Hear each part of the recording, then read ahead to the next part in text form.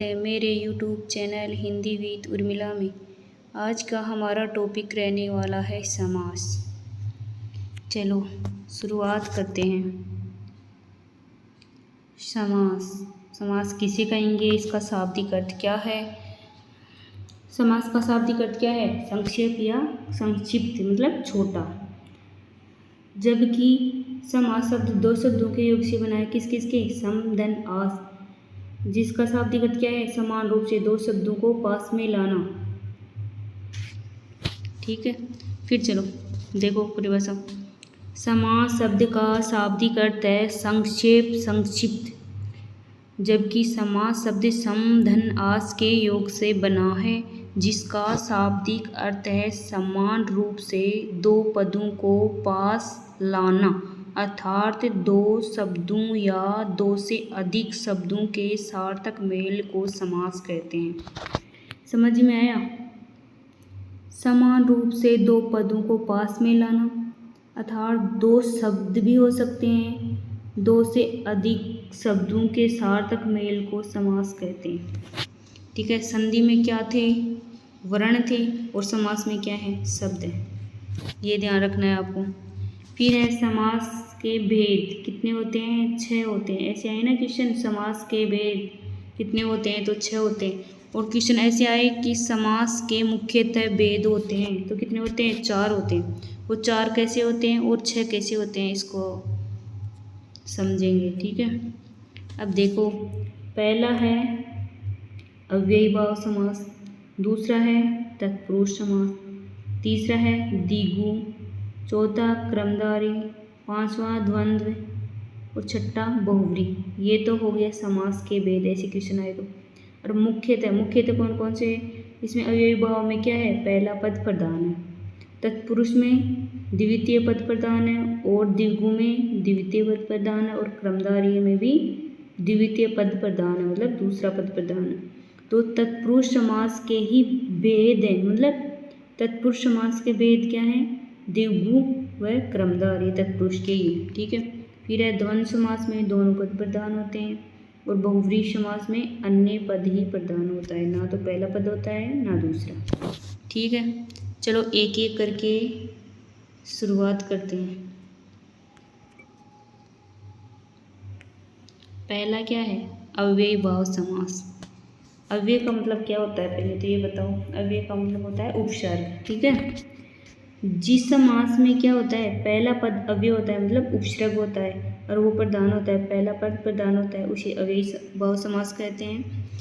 इस समास में क्या होता है कि शब्द की आवृत्ति होती है, शब्द की आवृत्ति होती है। ठीक है, जैसे दिन दिन, रात रात, ऐसे। ठीक है, चलो अव्ययी भाव समास के बारे में। जिस समास का पहला पद अव्यय होता है, अव्यय मतलब उपसर्ग, अथवा पहला पद क्या होता है? प्रधान होता है, उसे क्या कहते हैं? अव्ययी भाव समास कहते हैं। इस समास का पहला पद क्या होता है? उपसर्ग, ये ध्यान रखना है। अथवा एक ही शब्द की क्या होती है? आवृत्ति, मतलब दोहरान होता है एक शब्द का। इस आधार पर इसके कितने भेद हैं? अव्यय पद पूर्व और नाम पद पूर्व। क्या हुआ? 2 भेद हो गए अव्ययी भाव समास के।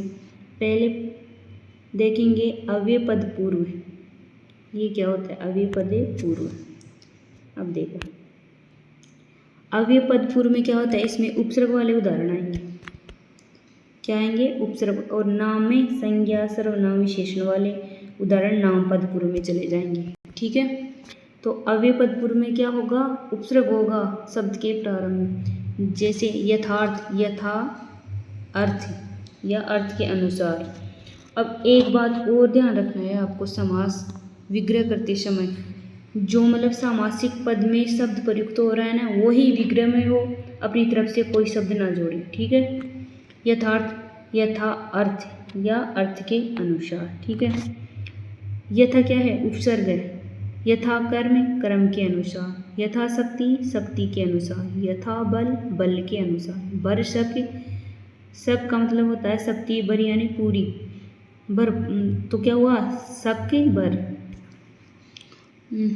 फिर है भरमार पूरी मार, भरपाई पूरी पाई, भरपूर पूर्ण रूप से पूरा, या जीवन जीवन पर्यंत, आजीवन जीवन पर्यंत या जीवन तक या आमरण, प्रत्यंग यानी प्रत्येक अंग, प्रत्युत्तर यानी उत्तर के बदले उत्तर। ठीक है, देखो यहाँ उत्तर उत्तर पुनरावृत्ति हो रही है ना। अब इधर देखो, इधर है ना जितने भी शब्द हैं उनमें क्या है, उपसर्ग है।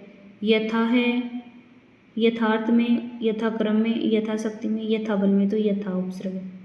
फिर है वर्षक, भरपूर, भरपाई, भरपूर में क्या है, वर्षक, भरमार, भरपाई और भरपूर में बर उपसर्ग है।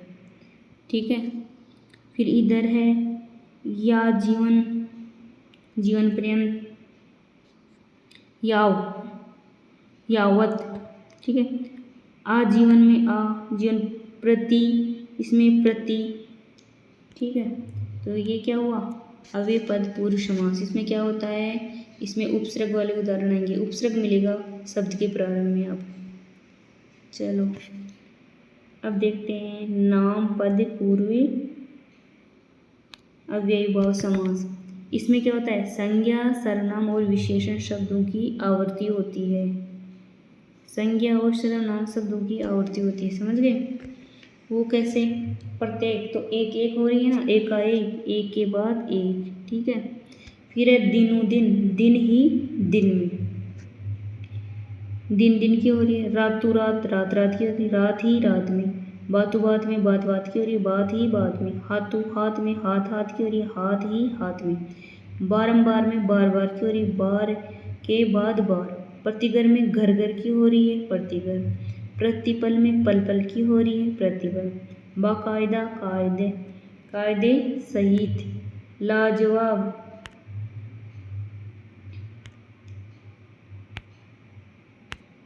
लाजवाब, जवाब से रहित। ठीक है, फिर है सादर, आदर से सहित, प्रत्यक्ष अक्सी के आगे या सामने, ला इलाज, बिना इलाज के, लापरवाह, बिना प्रवाह के।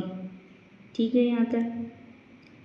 फिर चलो अब देखो अव्ययीभाव समास में क्या होता है, पहला पद अव्यय होता है, प्रथम पद ही प्रधान होता है और इसके दो भेद हैं, कौन से, नाम पद पूर्व और क्या होता है, अव्यय पद, अव्यय पद पूर्व और नाम पद पूर्व। अव्यय पद पूर्व में तो आएंगे उपसर्ग वाले उदाहरण और नाम पद पूर्व में आएंगे संज्ञा सर्वनाम विशेषण वाले उदाहरण। ठीक है, संज्ञा सर्वनाम विशेषण के उदाहरण किस में जाएंगे, नाम पद पूर्व में।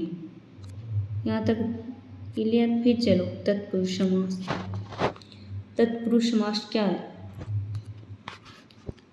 तत्पुरुष शब्द तत् धन्य पुरुष के योग से बना है, जिसका शाब्दिक अर्थ क्या होता है, उसका पुरुष, अर्थात जिस समास का दूसरा पद या उत्तरे पद प्रधान होता है उसे कौन सा समास कहते हैं, तत्पुरुष समास कहते हैं। इस समास के विग्रह में कारक विभक्ति चिन्हों का प्रयोग होता है, ये ध्यान रखना है। तत्पुरुष समास में क्या होता है, कारक विभक्ति चिन्हों का प्रयोग होता है, परंतु कौन कौन से कारक को छोड़ के, कर्ता व संबोधन कारक को छोड़कर। ठीक है, इसमें कारक विभक्तियों के आधार पर तत्पुरुष समास के कितने भेद होते हैं, 6 होते हैं। इसमें क्या होता है तत्पुरुष समास में कि क्या होता है, दूसरा पद तो प्रधान होता है। ठीक है, कारक विभक्ति चिन्हों का प्रयोग होता है, कारक 8 होते हैं, उनमें से कर्ता व संबोधन कारक की विभक्तियों को छोड़कर शेष 6 कारकों का प्रयोग होता है और उनकी विभक्तियों का प्रयोग होता है। इस आधार पर, कारक के आधार पर तत्पुरुष समास के भी 6 भेद हैं।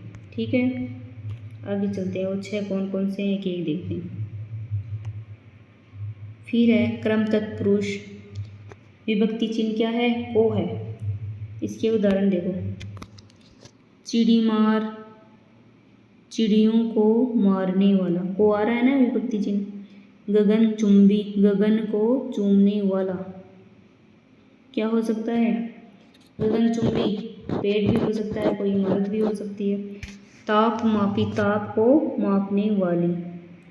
विद्युत मापी, विद्युत को मापने वाली। शरणागत, शरण को आगत मतलब आया हुआ। हस्तगत, हस्त को गत। जेब कतरा, जेब को कतरने वाला मतलब काटने वाला, जेब काटने वाला। सर्वप्रिय, सभी को प्रिय।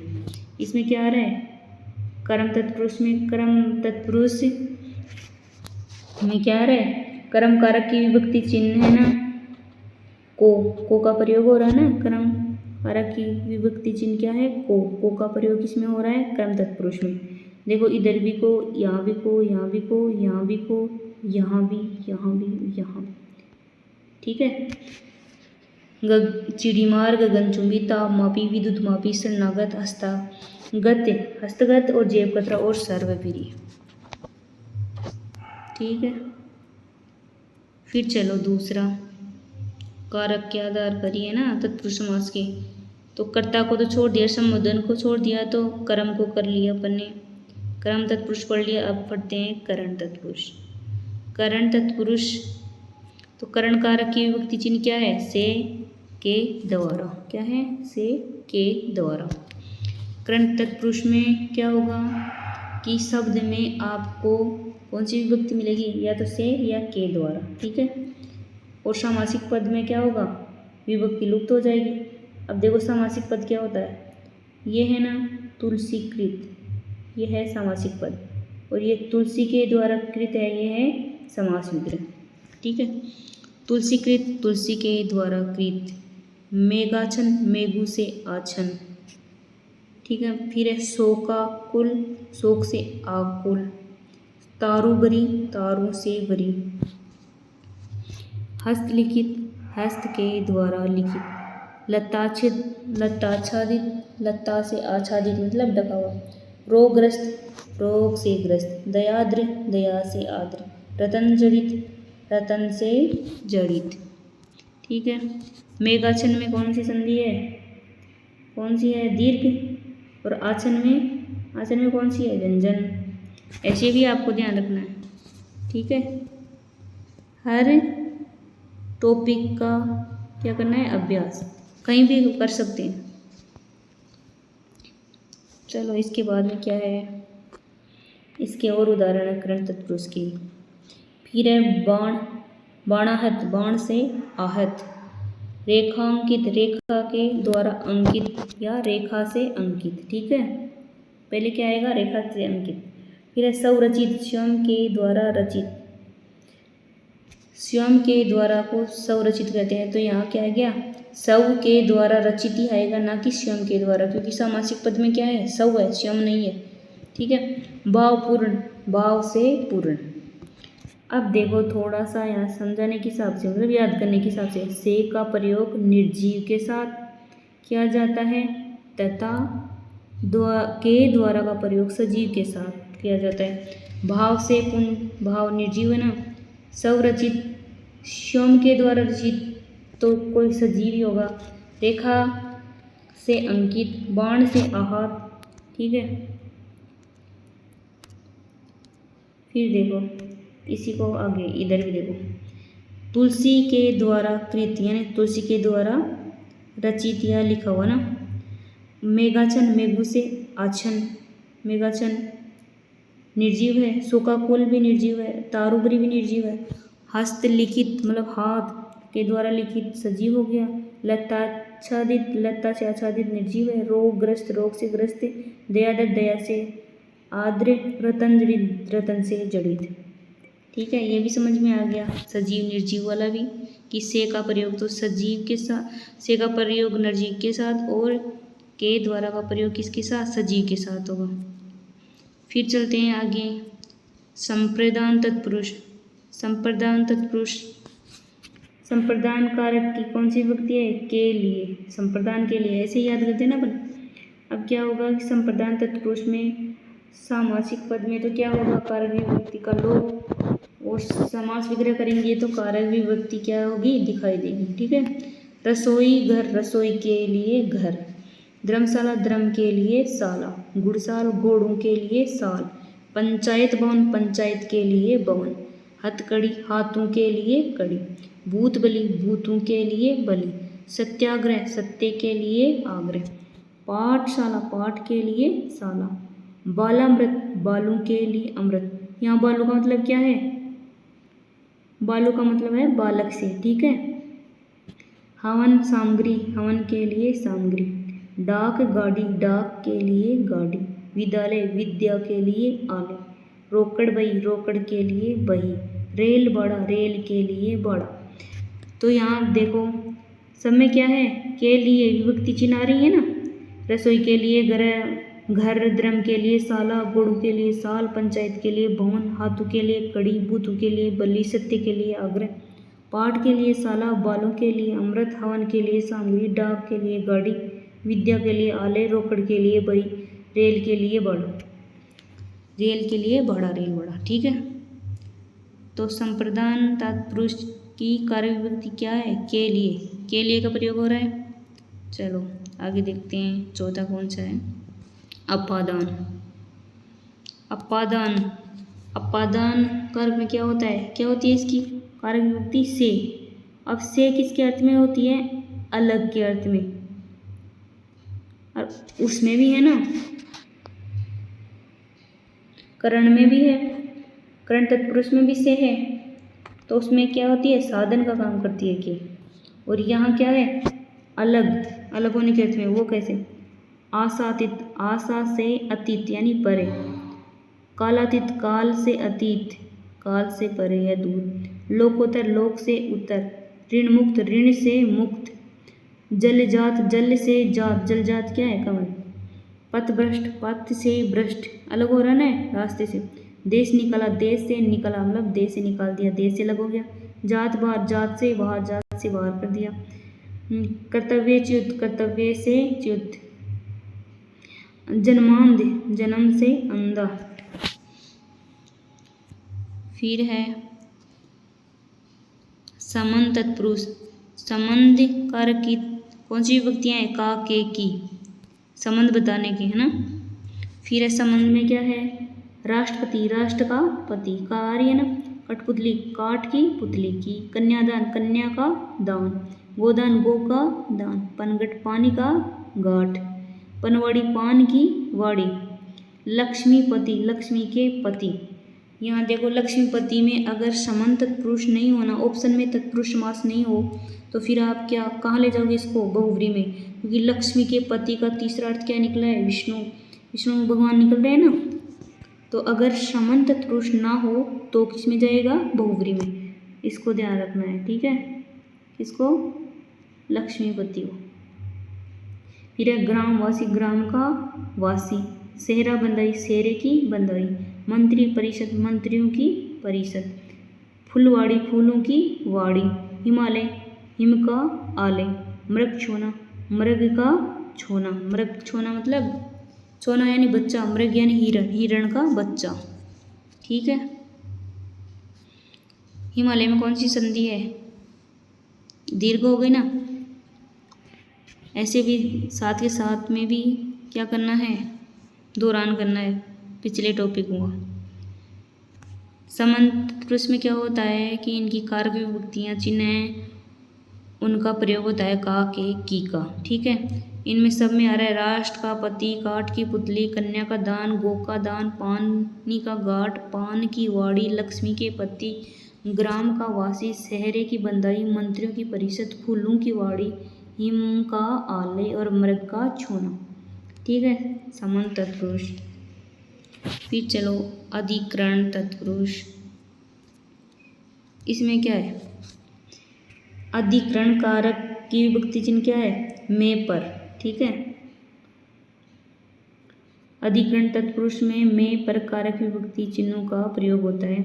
रेलगाड़ी, रेल पर चलने वाली गाड़ी, वेरी इंपॉर्टेंट। अब बच्चे क्या सोचते हैं? रेल पे थोड़ी चलती है गाड़ी, तो पटरी पे चलती है। और परीक्षा में ऑप्शन वो भी होता है कि पटरी पर चलने वाली गाड़ी, और अधिकतर बच्चे वही करके आते हैं पटरी पर चलने वाली गाड़ी, और वो हो जाता है गलत। क्योंकि रेलगाड़ी का संधि विच्छेद क्या है? रेल पर चलने वाली गाड़ी। ये क्वेश्चन आया हुआ भी है, ठीक है। कवि पुंगव, कवियों में पुंगव, कवियों में मतलब श्रेष्ठ है, पुंगव यानी श्रेष्ठ। ध्यान मगन, ध्यान में मग्न यानी लीन। आप बीती, आप पर बीती हुई। जग बीती, जग पर बीती हुई। बट मार, बट में मारने वाला मतलब रास्ते में। नरोदम, नरो में अदम यानी नीच। हर फन मोला, हर यानी प्रत्येक, फन यानी कला, मोला यानी निपुण। हर फन में मोला, प्रत्येक कला में क्या है, निपुण। शास्त्र प्रवीण, शास्त्र में प्रवीण। फिर क्या है,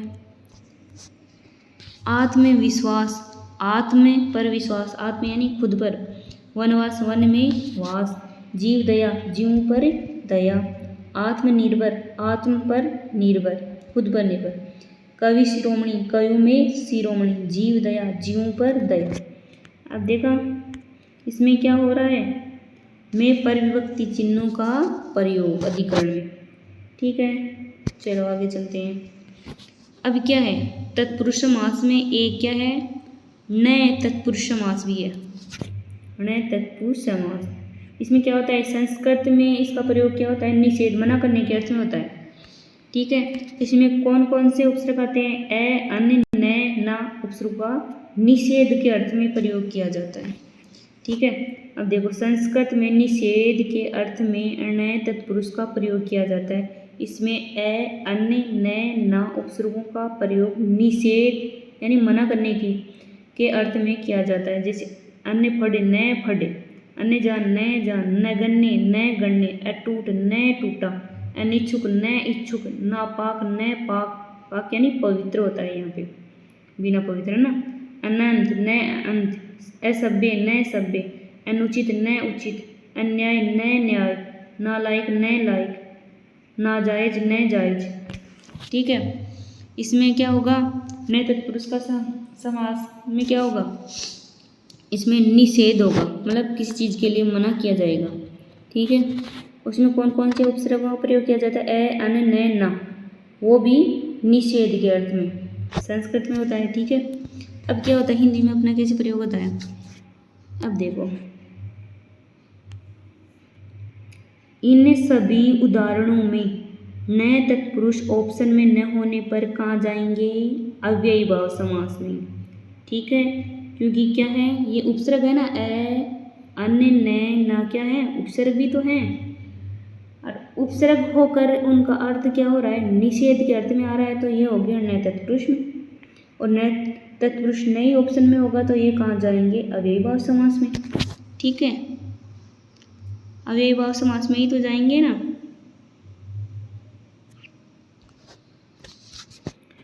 चलो अपना कौन कौन सा हुआ, अव्ययी भाव समास और तत्पुरुष समास दोनों कंप्लीट हो गए। आज के लिए इतना ही, इसका रिवीजन कर लेते हैं। ठीक है, अव्ययी भाव समास, इसमें देखो समास, समास शब्द का शाब्दिक अर्थ क्या होता है, संक्षेप, संक्षिप्त या छोटा ना।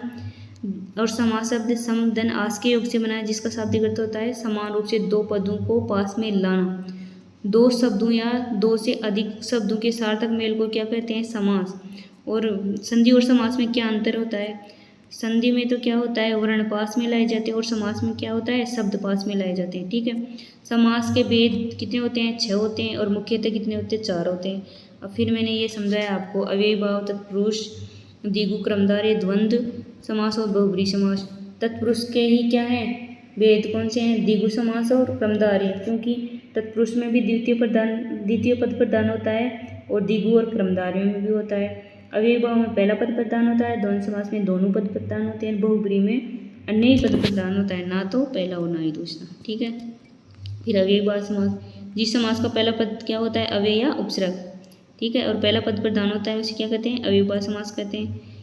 इस समास में क्या होता है, उपसर्ग क्या होता है, पहला पद क्या होता है, उपसर्ग, अथवा एक ही क्या होती है, शब्द की आवृत्ति होती है। ठीक है, 2 बार एक ही शब्द आता है। इस आधार पर इसके कितने भेद हैं, 2, अव्यय पद पूर्व और नाम पद पूर्व। अव्यय पद पूर्व में क्या होता है, उपसर्ग वाले उदाहरण आएंगे, नाम पद पूर्व में क्या हो गए, संज्ञा, सर्वनाम और विशेषण वाले उदाहरण आएंगे। ठीक है, फिर देखा इसमें अव्यय पद पूर्व में यथार्थ, यथाक्रम, यथाशक्ति, यथाबल, भरसक, भरमार, भरपाई, भरपूर, या जीवन, आजीवन, प्रत्यंग, प्रत्युत्तर। ठीक है, फिर नाम पद पूर्व में है क्या है, संज्ञा, सर्वनाम, विशेषण के उदाहरण है ना। क्या होता है, संज्ञा, सर्वनाम और विशेषण क्या होती है, आवृत्ति होती है। कैसे, प्रत्येक एक ही का नाम, दिनों दिन, रातों रात, बातों बात, हाथों हाथ, बारंबार, प्रतिगर, प्रतिपल, बाकायदा, लाजवाब और सादर, प्रत्यक्ष, लाइलाज और लापरवाह है। ठीक है, फिर है इसमें तत्पुरुष समास। तत्पुरुष समास कौन कौन से शब्दों से मिलकर बना है? तत् धन पुरुष के योग से, जिसका शाब्दिक अर्थ होता है उसका पुरुष। इसका जिस समास का दूसरा पद या उत्तर पद प्रदान होता है उसे तत्पुरुष समास कहते हैं। इस समास में क्या होता है? कारक विभक्ति चिन्हों का प्रयोग किया जाता है। कौन कौन से कारक? कर्ता व संबोधन कारक की विभक्तियों को छोड़कर शेष 6 कारकों की विभक्ति का प्रयोग किया जाता है। इस आधार पर कारक के आधार पर तत्पुरुष समास कितने भेद हैं? 6 कौन कौन से हैं? क्रम तत्पुरुष में कोई विभक्ति चिन्ह का प्रयोग किया जाता है। चिड़ी मार, चिड़ियों को मारने वाला को आ गया ना। गगनचुंबी, ताप मापी, विद्युत मापी, शरणागत, हस्तगत, जेब कतरा, सर्वप्रिय। ठीक है। करण तत्पुरुष में विभक्ति चिन्ह है से के द्वारा। तुलसी के द्वारा कृत, तुलसीकृत, मेघाचन, शोकाकुल, तारुबरी, हस्तलिखित, लताच्छादित है ना, रोगाग्रस्त, रोग से ग्रस्त है ना, दयाद्र, दया से आद्र, रतन जड़ित, रतन से जड़ित। ठीक है। फिर और उदाहरण भी है इसके।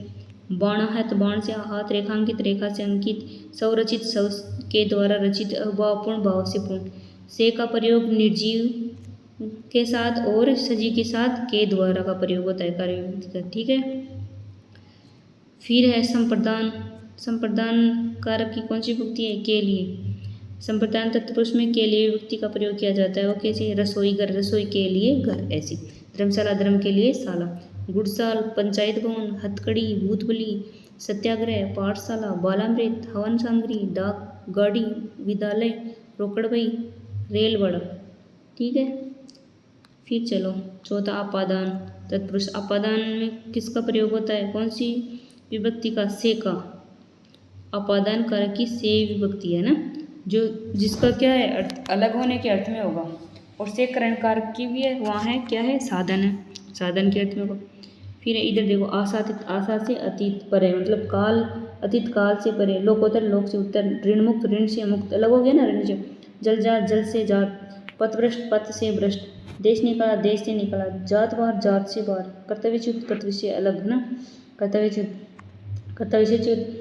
जन्मान, जन्म से अंधा। ठीक है। इस प्रकार अपादान तत्पुरुष में से कारक विभक्ति का प्रयोग अलग होने के अर्थ में आता है। ठीक है।